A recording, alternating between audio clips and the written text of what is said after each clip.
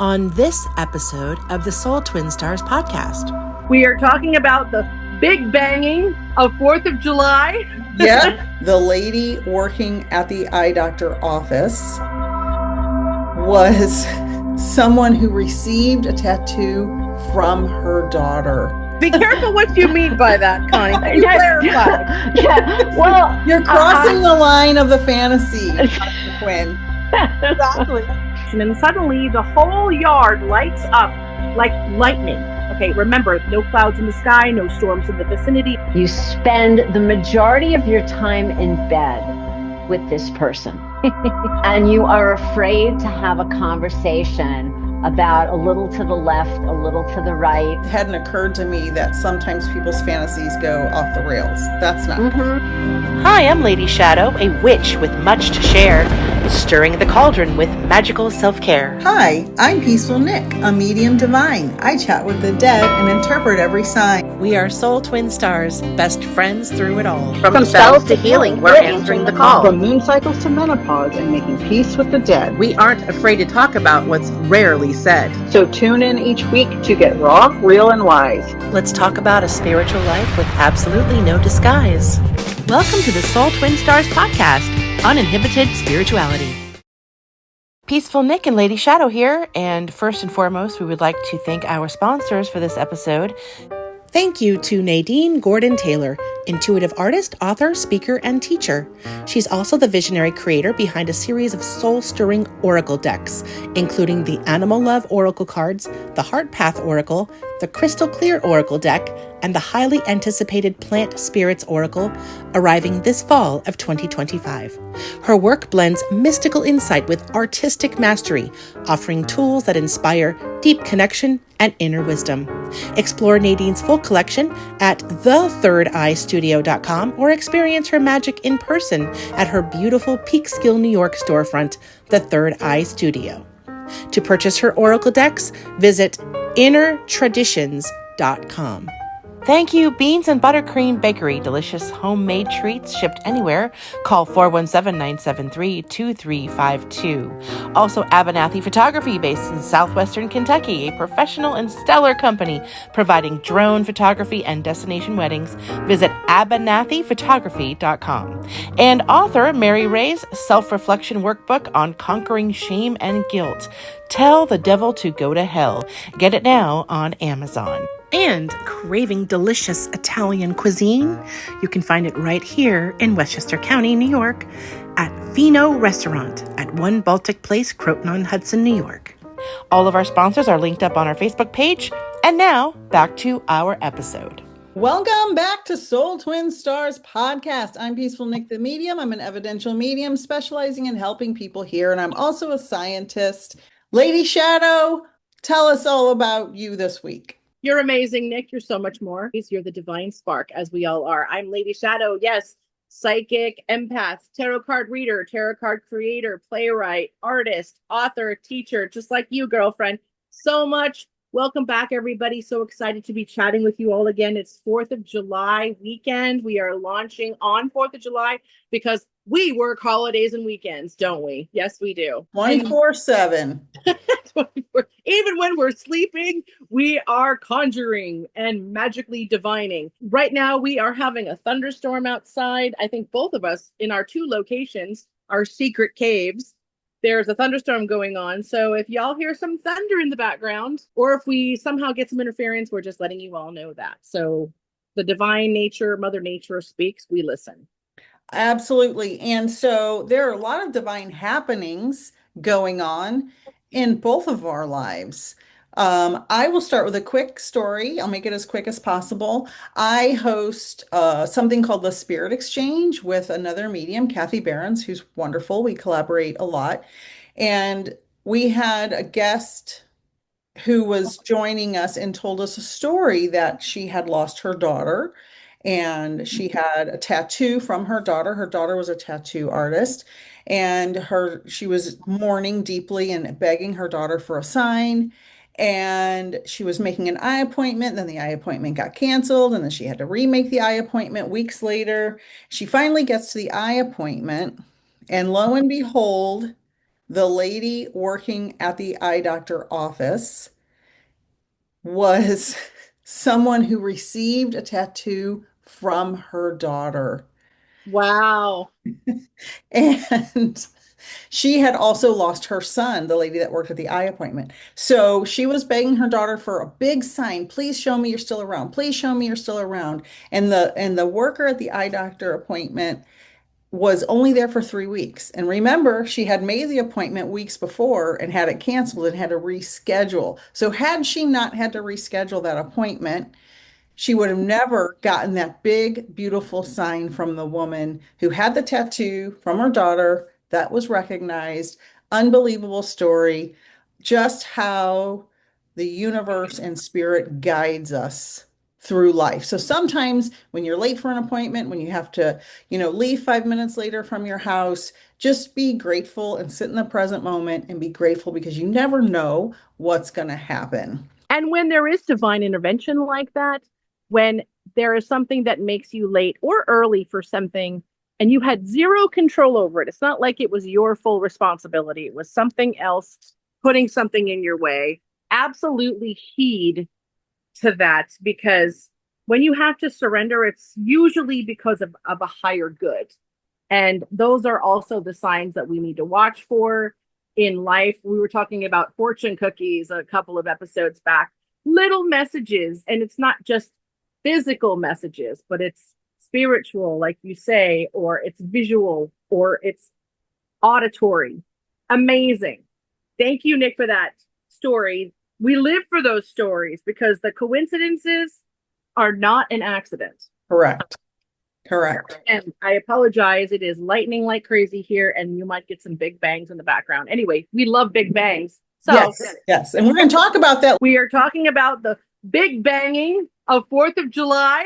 Yeah. Firing off your firecracker. That's so right. You all want to stay tuned for that. We have a sex therapist in the house who deals with everything from troubled communication between couples and kinky bondage, fantasies, all kinds of fun things to talk about. Anyhow, I have a quick story. The other night, my husband and I were doing quick night swim in our little humble pool out here. It was about 2 a.m. It was 87 degrees. And we like to go out and sky watch. And our pool happens to be located in an area where we can see a lot of the sky, and we have zero light pollution. We have no street lights on our street, which is absolutely divine. And we can see the blackness of the sky without any interruption. And we were watching the sky for about 45 minutes. And I had said to my husband, well, darn, I have been looking out for a shooting star now for 45 minutes and nothing has happened. I feel cheated. I turned my head south, look at my neighbor's house, while he's looking in the opposite direction, and suddenly the whole yard lights up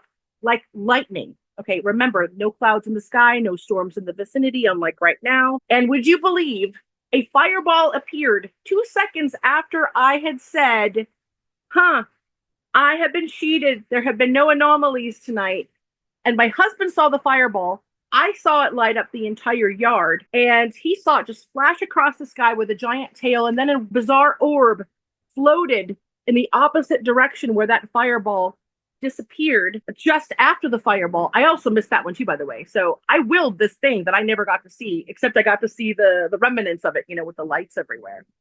But it was absolutely incredible that when you ask for signs and when you ask the divine Gaia to participate with you in things, it's absolutely amazing when it does show up, and immediately you just revere how much bigger the world is than you. And it's such a wonderful moment. And I will never forget how bright that was. And I literally had to go on Google and make sure that a meteor could light up the land as bright as lightning, because I thought, never in my life have I seen a fireball or a shooting star that lit up a yard that close vicinity. That's because Peaceful Nick was asleep and you knew you could ask me, but it was 2 a.m. Yes, and I can go into your dreams and knock on your door sometimes, but even then you're like, in Madagascar, and I can't get a hold of you because you're flying around fixing other relationships psychically for people, even of service in your dreams. It happens that way sometimes. It does happen that way. It's fascinating how that works. And I love that story about the fireball. I love it. I love anything astronomical, as anyone who's been listening knows. and astrological, which, we're going to have future episodes about that as well. I also think there's a lot of stuff going on in our country right now in the United States.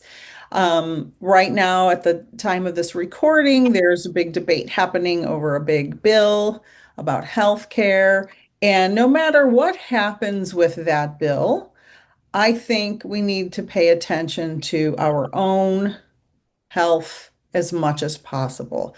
I just want to say I believe in the, actual Western medicine, but I also think there's so much we can do for ourselves, preventative measures, holistic measures, so many things we can do to prevent disease and be diligent in being careful when a doctor just prescribes you something.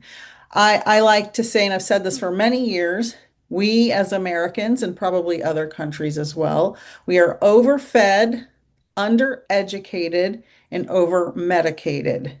We are fed toxic food in many cases. We are not taught what is the right thing to put in our bodies, and that what we put in our bodies affects us forever in some cases. And then we're fed all this junky, crappy food full of toxins and garbage, and then we're not taught about it, and then the doctors want to give us a pill for it. When if we just rewind back to the beginning and choose wiser when we can. Like, little kids getting fed by their parents don't really have a choice, but once you can choose, make better choices as much Because, as you can. yes, because we were also not taught our divine right of what they call health sovereignty. Health sovereignty is when you declare over your body, your organs, your cells, that you get to decide what you believe about what your own divine spark can create and heal, and how the mechanism works in your own body. Your body has an intelligent blueprint that knows exactly how to heal itself. Because remember, back in the days of the hunter and gatherers, right? And there are some tribes that are still hunter and gatherers that have lived as long as 90 years old, way before all this technology and farming came along, because they knew how to work with their divine spark to keep themselves healthy, to talk to their cells, to go into meditations and keep their parasympathetic nervous system calm. And they're out getting sun and their feet are grounded in the grass with no barrier, what they call a shoe or a sock. And so there have been studies, and you know about them, Nick, where you can actually talk to your organs, talk to your cells, tell your cells, I am completely healthy. I do not believe, nor do I subscribe to the fact that there is disease. It is a manufactured situation that the mind projects into the cells. And even if we are forced to drink toxic water or eat the processed food in our grocery stores, we can still reverse that damage, some of it, with, along, like you said, holistic and allopathic medicine together to work in tandem. Use all the resources you have. And we forget how powerful we are as energetic beings, and that we came out with this perfect body that knows exactly how to fend things off. You're born with an immune system. You're born with the systems that all know how to work together. Now, I'm not talking about any abnormalities. I'm not talking that everybody has a perfect immune system, obviously. I am speaking in general terms to trust our bodies, listen to our bodies, connect with our bodies in the way of the divine spark, and just watch little things improve with or without allopathic medicine, just day to day. Do experiments. There have been experiments done. Talk about the plant experiment and the water experiment that you, I'm sure, know about, where you talk to water and another glass of water is left on its own. You're giving affirmations to one glass and it flourishes and it doesn't grow bacteria as fast and all of that. And the other water just goes really rancid. It loses its alkalinity and its potency and starts growing algae quicker, right? And then there's the plants, right? And the ice crystals. There's another Yes. experiment where a scientist took water and froze it. And one batch of water, he talked very positively. Positive, positive, positive. You can look this up. It's all over the internet. And all these beautiful ice crystals form, perfectly beautiful. And then the other batch of water, he talked very negatively and fed it negative information. And the ice turned out so discombobulated and gross. So on my water, when I worked outside the home, I had a sticker that I wrote on there that said positive, love, peace on my water bottle that I carried around at work because I want to infuse as much positivity in everything I put in my body. And mindset is so important when we have a disease or we give birth. I gave birth with no epidural twice. And by choice, I was scared the needle was going to paralyze me, so I chose not to have one. And I was so positive in my first pregnancy and my first birth. I had zero pain pushing my son out, zero. And my doctor said she had never seen that happen to anyone. And she said he must have been sitting on a nerve. Okay. So good for me. Yay. That was wonderful. I felt the labor pains, but it wasn't horrific. My second pregnancy was extremely stressful, very dramatic.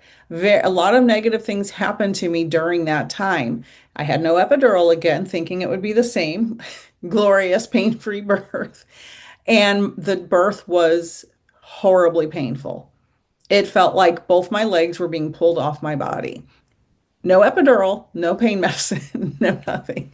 So that mindset is so important. And then I had one more quick story. My husband had prostate cancer and last year had surgery to remove it. And he's young, he's early 50s, to have this problem and it was spreading. Well, he didn't know all of the stuff that I knew because I read all the reports and he just went along with his happy self. He's got a very good attitude about things. And the doctor got it all in the surgery and he's recovered now, and that's wonderful. But his positive outlook was unbelievable, and he healed so fast that the doctor couldn't believe it when he went in for his checkup a couple weeks later, like, how did you recover so fast? So it's all about the outlook. 100%, Nick. Those experiments are so important because, as you know, our bodies are made up of a ton of water. And so we're not just talking about water outside or inside our bodies, but we're talking to our organs, our brain, also made up of water.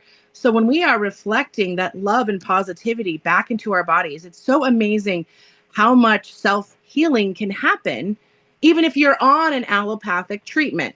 And if you're not, there are still studies that show that we can self-heal, spontaneous heal, all of that. It's absolutely fascinating.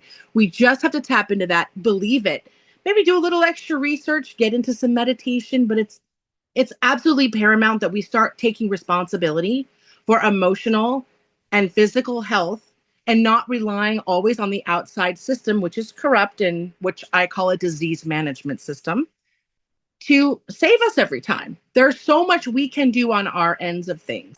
And your two birthing stories completely validated that point. And thank you for sharing that with us. We'd love more detail on that someday.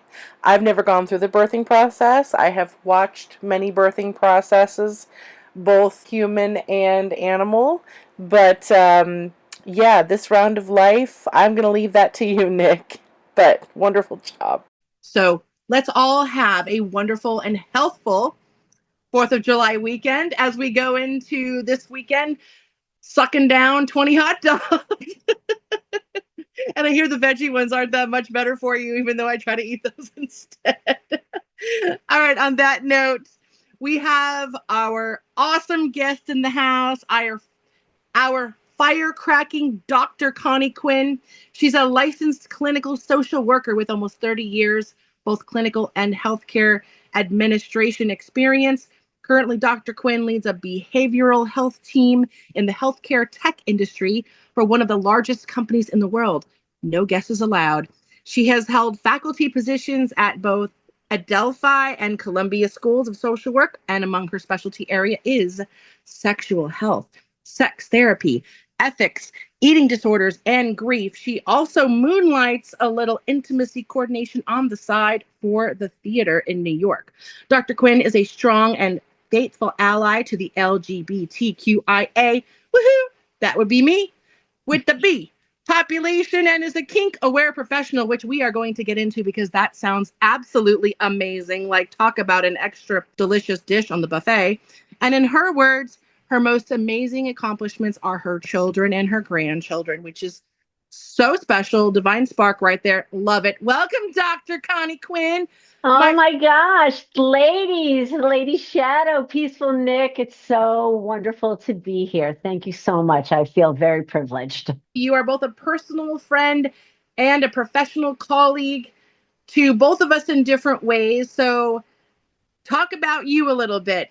Give us a scoop on your life and what it's like to be on the daily in that beautiful realm of service that you are. Well, thank you for having me again. I always start out the story of how I came to occupy a piece of this space by reflecting back to the very, very beginning of my social work career when I had finished my first job out of my master's program. A friend of mine said, New York State is hiring social workers.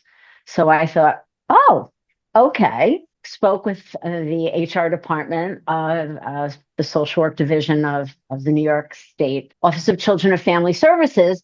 And they said, well, we have two positions available. One is in our substance abuse program, and one is working with sex offenders. And I thought, well, I don't want to work with substance users. So sure, let's work with sex offenders. I had absolutely no idea what that was going to mean.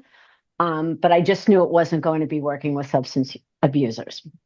And not that there's anything wrong with that, but I, as a child of an alcoholic, I thought, well, I don't really want to do that. So I wound up working in a limited secure detention for the state of New York, where young men, exclusively young men, were adjudicated on sex crimes through family court. And I was there for about 3 years, made a leap to the next level of security, which is the secure level, working with sex offenders. And my sons were younger at the time. They were, I don't know, let's just say 6 and 9, and over the course of 7 years. And I was really very conflicted about working with sex offenders and raising boys, and everything got very blurry. So I made a decision to step out and go to another division of New York State in the mental health division, and did very generalist child and adolescent work. And then at that point, I thought, well, I sort of have this gift, if you will, of being able to thoughtfully and mindfully and succinctly talking about sex in the context of my practice. And then I did some advanced training in the area of sex therapy and wound up getting a sex therapy certification, moved that into sex education. I taught sexual health at Columbia and Adelphi, among other things. And that's sort of the story of how I occupy the space. Within that, there was a specific emphasis in the kink community for a number of years, and remains, and also my work as an ally with the queer community. So that's, I guess, sort of the Candyland route, if you will, to where I am now. I've always worked in an agency, sort of full time. I've also always had a private practice, and up until the last few years, I have always taught in schools of social work. So that attunement to the human rights perspective of being able to love who you love, be intimate with whom you want to be intimate with, as a declaration of a human right, has always been very interesting to me, because it truly aligns with the tenets of social work, working on behalf of the marginalized and disenfranchised. And just because we say marginalized and disenfranchised doesn't mean poor and financially impoverished. If you do not have access to appropriate health care, if you do not have access to employment based on exclusionary criteria, you are part of the disenfranchised. So those values of social work align greatly with the Declaration of Human Rights, and I endorse both of those, both the mission statement of social work and the Declaration of Human Rights wholeheartedly. I'm sort of a social work historian nerd. Useful, Nick, sort of how you are, sort of you're the science nerd. I'm the social work nerd. How I sit in this space has everything to do with both the values of social work and how I feel our values need to align with the Declaration of Human Rights. I want to ask you a follow-up question to something you mentioned when you were speaking about uh, people who are adjudicated for sex crimes. Mm-hmm. Now, that causes trauma to their victims, and Sure. victims usually end up having some type of sex life later. Some don't. I would Mm-hmm. say the majority probably do. Yeah. I'm glad you agree. I was guessing.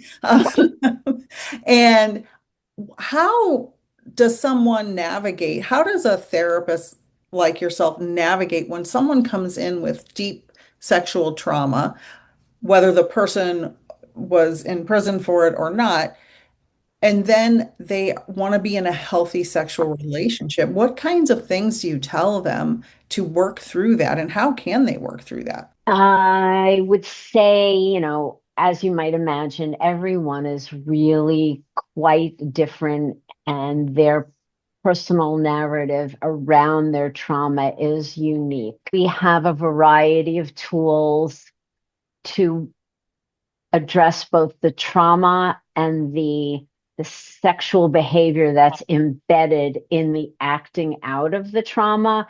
And I don't say like acting out like, oh, they're a behavioral problem. However, those young men we're talking about, those adjudicated young men, very often were also victims of some sort of sexual trauma, emotional, physical, or sexual neglect. What really blew my mind was the early sexualization of many of the young men that I had really the privilege to have met and worked with in this regard.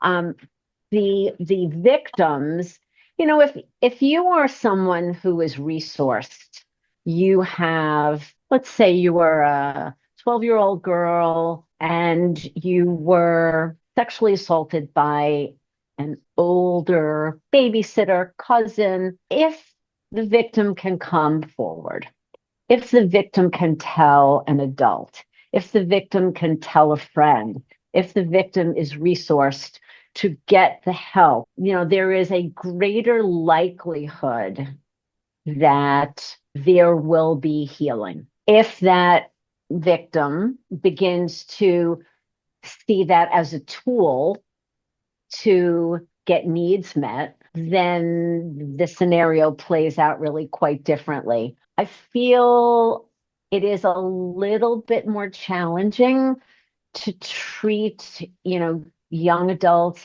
adolescents, and teens around these issues of healthy sexuality because of the lack of access to certain quality systems that can treat that. Not to say that there aren't a lot of great clinics out there, a lot of amazing school social workers that can hold the space, that can do the connecting, but it is more rare that there is like a successful course of treatment and healing. I think a lot of the healing starts to happen when if somebody becomes a young adult, early 20s, where they are now having true relationships where there is a sexual component to a romantic relationship. The trauma is another person in the room, if you will. But, we also can be really successful when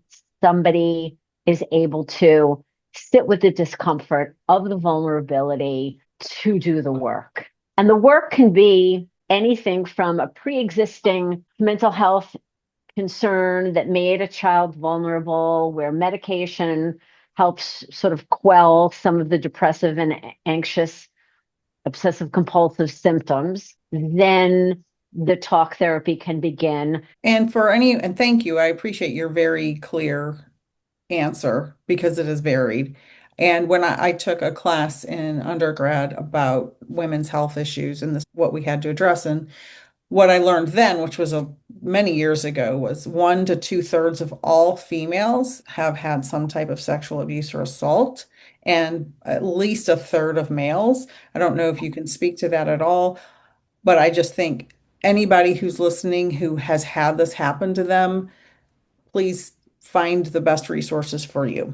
This idea of consent is it's a prominent feature in the conversations of people that are getting to know each other. Thankfully, not so much in the past. Mhm. And I feel that what was, somebody says, well, I lost my virginity in 10th grade to my high school boyfriend who was a junior when I was a sophomore.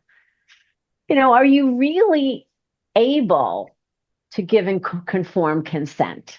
So both parties were hot and heavy and let's go. And we dated for 18 months and we went our separate ways in college. Flash forward, let's just use the female as an example. This woman is 27 and thinks back, I really wasn't able to mindfully, thoughtfully provide consent for that, even though we continued to do it. And, she never got pregnant and there was never any physical violence. It still was an event that maybe she might have preferred to save for sometime in the future. So there are these blurry issues around consent. Well, just a violation of one's body. And then there are more egregious, absolutely more egregious moments of college campus assault, someone just not taking no for an answer. But when you heard it over and over and over again, multiple times a day, multiple times a week, it isn't a common occurrence. I'm so glad you said people can move from, if they have the right resources, they can move from having traumatic experiences into healthy sexual relationships. So let's shift the conversation. I know Yes. Shadow had some wonderful insights and questions. There isn't one of my friends, I don't think, that hasn't been in a very serious situation, either, some level of trauma on the charts, right? Or abuse, etc. And it's ridiculous that we even have to come into this world and think that, oh, it's expected. There are so many predators and so many people with unprocessed trauma from generations of toxic looping that we just have to accept this as norm. And then we are the ones that are supposed to pick up the pieces, most of the time, women, not all, and deal with it, go on, have babies, stay in healthy marriages, be ready to drop our pants at any given time because our husbands, they have more needs than us.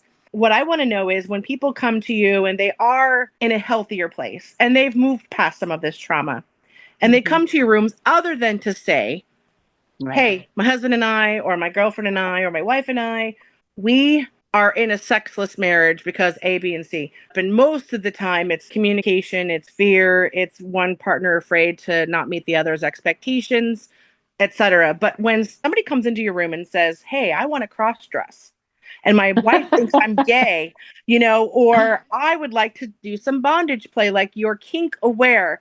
I would like to know of the expectations and desires of couples who have been in a rut and want to experiment way outside the boundaries that are actually we're even comfortable with the other partner. What are some of the situations that have come to you and how Oh you my fix them? goodness. Oh my goodness.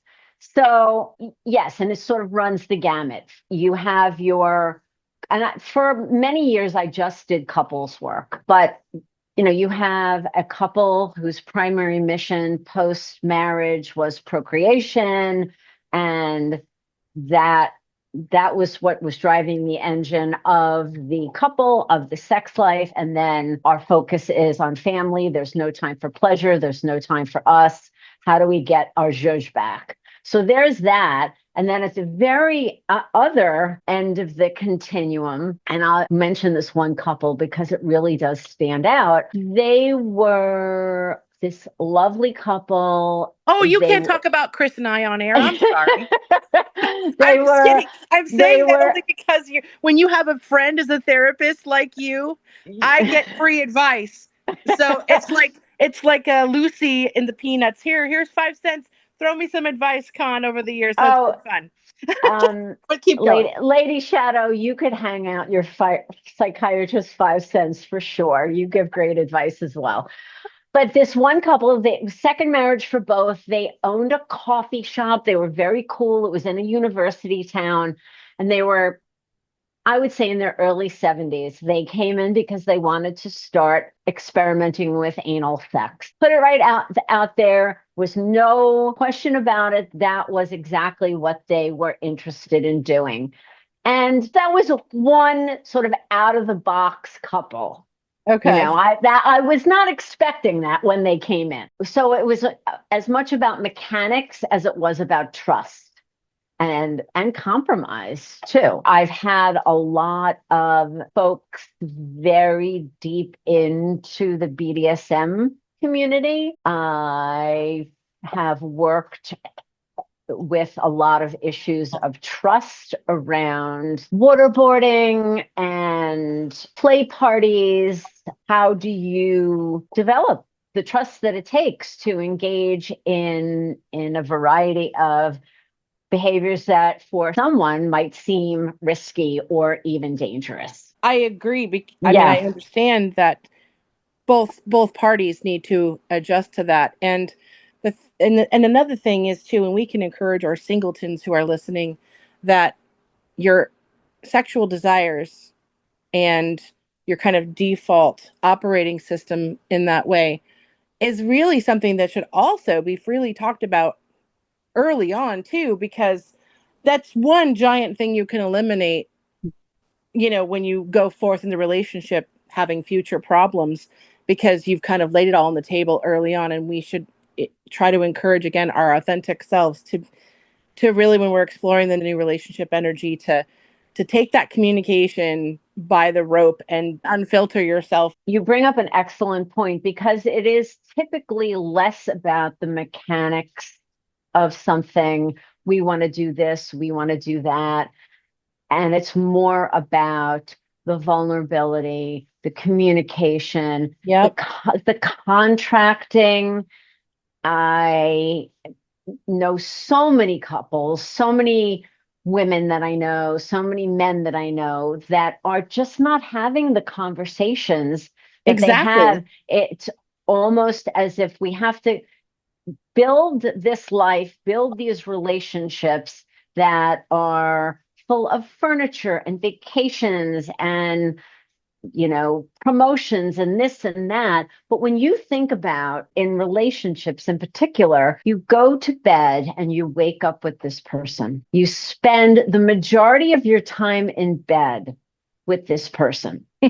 And you are afraid to have a conversation about a little to the left, a little to the right, to use some technical, there's a little cunnilingus here, a little fellatio there. I am always so surprised you can negotiate the shit out of a 2-bedroom, 2-bath on the Upper East Side in Manhattan, but you can't say, use a little bit more tongue. Right. Or bang me a little harder. It's so true.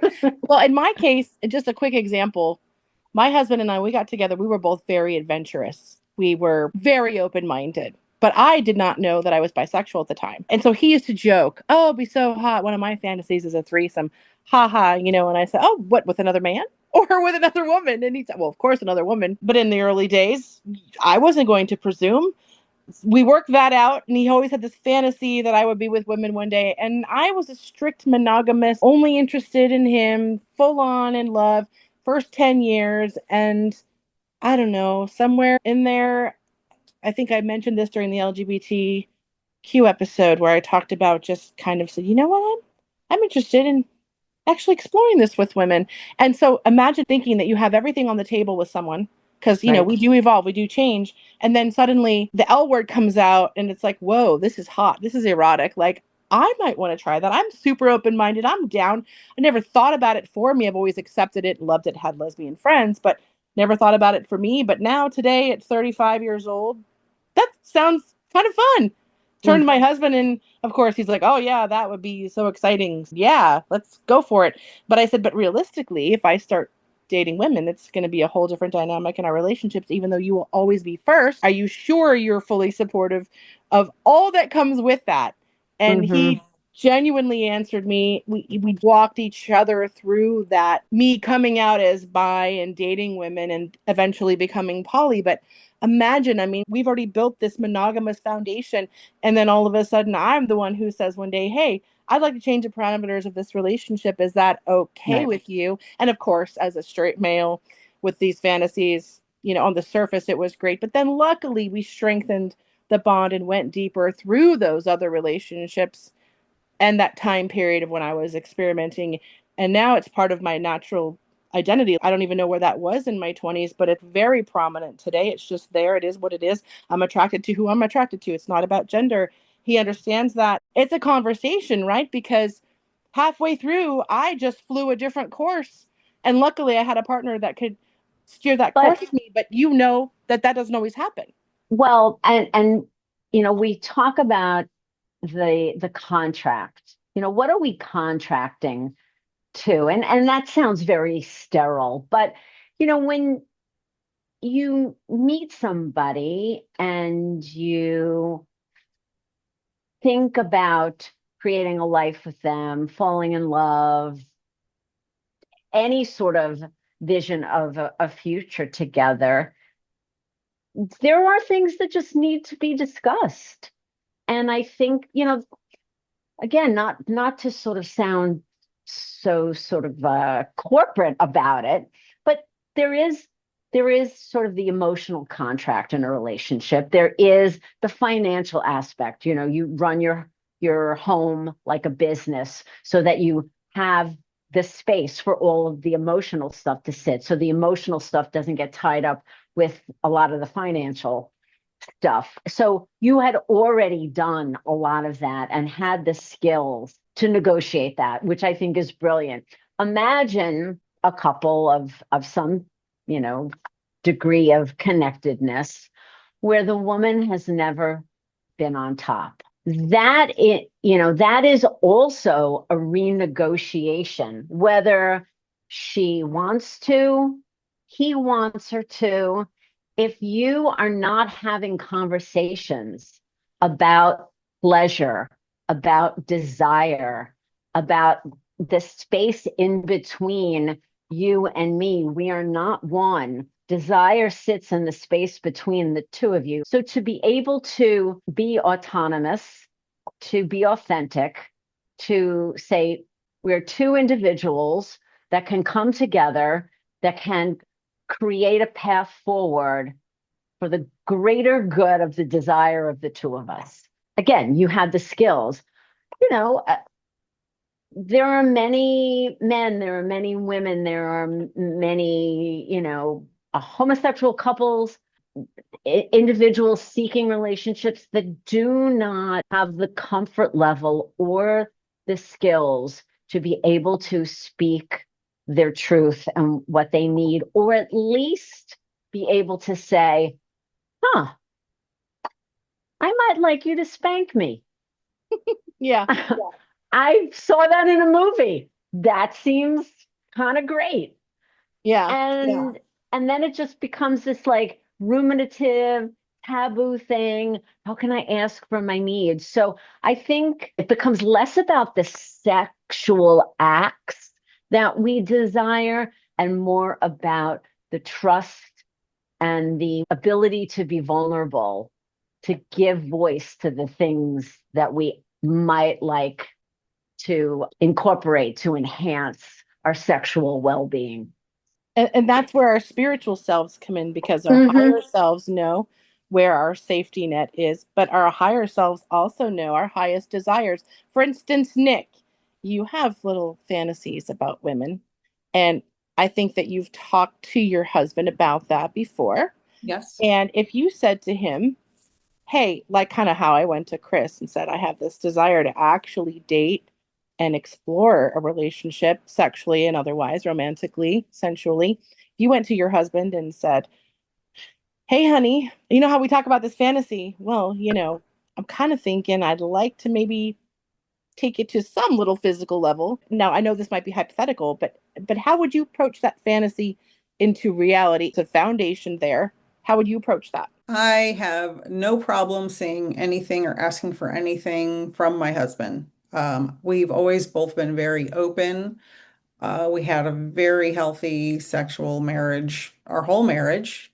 And, you know, I had no problem saying, like Connie said, a little more tongue, a little to the left, to the right. Now, I will Heck yeah. say the only thing is, ladies, if you want to be on top, do it before you hit 50, because the knees go. That and Because we women want to be that on top. We want to be making $200,000 a year. both of us, we both ask each other how we want certain things. So that hasn't been a problem for us. Now, I will say we are both very monogamous. Now, what happens in your mind and what you talk about, which is a great question, Connie. That brings me to how crazy can a fantasy get before a partner should be worried? Great question. Well, I think, as you were talking about, being very monogamous, and, I think sometimes the desire to experience the thing can take over and bring certain folks into very dangerous waters, hence infidelity, high risk behavior. I had a choir director whose wife was sexually very shut down. So he would go to the mall, Barnes and Noble, Friday, Saturday night, walk through the store with his fly open, playing with himself. So increasing the level of risk is potentially for some a byproduct of not having the ability to articulate, hey, I'd really like it. Would you just come and watch porn with me? If you don't want to fuck me, would you just come and watch porn? Just be part of my experience. For somebody who was religious, it was very much this sort of sin salvation cycle. He would come to therapy and purge what he had done.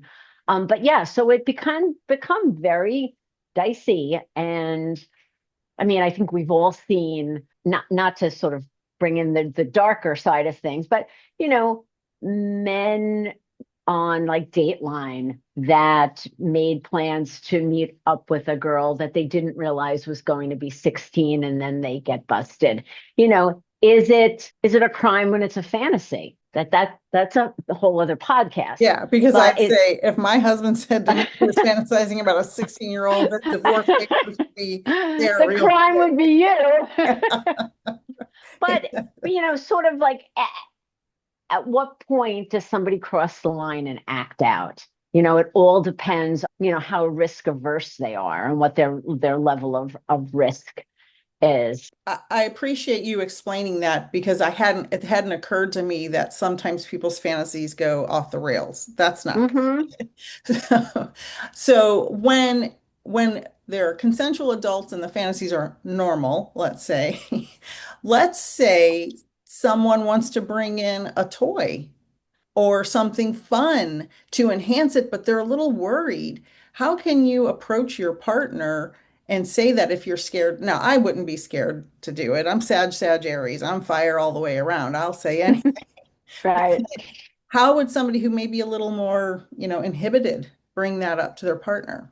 in my work, those types of things would work their way into the room, and I make those opportunities homework. Well, there's a sex shop over here, there's a sex shop over there. What's your bedroom like? Is your bedroom the battleground? Let's go get some new sheets. Can you move the furniture around? There's so many opportunities to do like low risk, high reward homework assignments. Sensate Focus, the Masters and Johnson gold standard of erotic touching.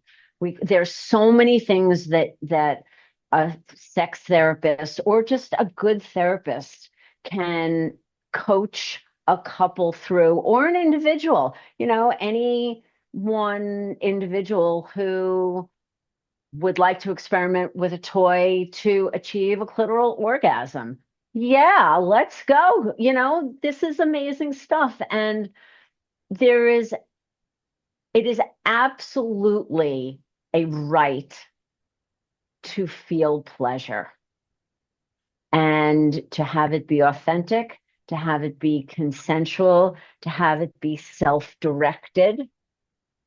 It can also be very magical. You can use it to channel energy, orgasms. You can use it for your own meditation. And absolutely. I mean, there's so many really heightened ways to connect with your body too, whether it's with another partner or not. It's energy that's released in these organs. It's like an earthquake in Yellowstone. It's incredible. Somatic work and working on the vagus nerve and the calming down of the central nervous system through sexual activity, whether it's you're flying solo or you are partnered with one or multiple people. If there is romance as part of that, wonderful. If it's just purely sexual and for pleasure only, that's great too. There are clubs, there are a variety of different ways for you to experience the buffet of sexual delights. And I love that. Highly encourage. It makes everyone happier. And like I said earlier, and I'll just finish up with this. Sometimes you're in public and you see a very angry person. And I always say to my husband, that woman needs an orgasm. Because it makes everyone happier. And a hug. Sometimes people can use a hug and an orgasm. It's a buy one, get one. Right. Or get a dog, like I did. Be careful what you mean by that, Connie. Can you clarify? Well, you're crossing the line of the fantasy, Dr. Quinn. Exactly. But also I would also just like to sort of end with, if you are in your I do not care era and sex is not on the table for you, own that like it is the gospel. Because that's right. For some, taking a break and not worrying about someone else's needs, you're going to yoga 5 times a week, that is your spiritual, magical sort of somatic experience. That's fine too. We do not have to chase the big O if we are doing the other work to make other central nervous system enhancements happen. And you can be asexual. There's nothing wrong with that. Yes, of course. If you find pleasure in just living your life and whatever it is, and it has nothing to do with sex, we are also advocating, absolutely, like you said, and the authentic self. The beauty of the asexual pieces, that is, you can move in and out of that. Absolutely. Right now, I'm in. Which one? I bought a dog. I got a dog. I got a dog. I'm in my asexual era. Nice. Well, we don't judge you. We appreciate you so much. I've known you through both eras, and you're just as vibrant and educated and a wonderful friend. I have known you for 10 years, dear. Wow, amazing. And Nicole, I think you've known her out of probably 7 of those. Yeah. Yep. Foxy. Yep. That's right. Yep. Yeah. What's the ultimate threesome right here on this podcast? I would step out of my era for that one. Well, again, there's always the ethereal timelines that we can merge in our minds and fantasy if that need be. Angels among us.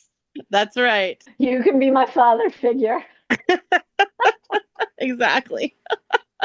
Well, we always have to end with a lighter, fun Oh laughter. my God. Laughter of notes. That's my favorite musical note in the whole world is the laughter. Thank you so much, Connie, for coming on. Thank you for all of your amazing, amazing work. The both of you are spectacular, and I love seeing you and all of the mediums in which you are live. No Thank pun you. intended. Medium. That's right. That's right. And we love seeing your work as well because our dear Dr. Connie Quinn has been on several news outlets speaking of all of her talents and helping people. Thank you for that, being of such service. My pleasure. That's what she said. Thank It's my calling. Thank you. Good night, ladies. Bye-bye. Thank you so much for joining us this episode for the Soul Twin Stars podcast. Find us on our podcast Facebook page for Magical Mondays live at 8:30 p.m. Eastern, where we will help you magically slay your weekdays, and for awesome giveaways. For more information about what other spiritual things Nick and I do and offer, visit peacefulnickthemedium.com. That's Nick with just a K. Or to connect with me, Lady Shadow, soulsandspirits.com is the place to go. If you want to be a guest on one of our shows, we would absolutely love that. Contact us at soultwinstars@gmail.com. See you next Friday on Spotify, Amazon Music, iHeartRadio, Apple Music, Facebook, and on YouTube. Sending you all so many blessings. Thank you so much for joining us, and until next time, know that you are all cherished.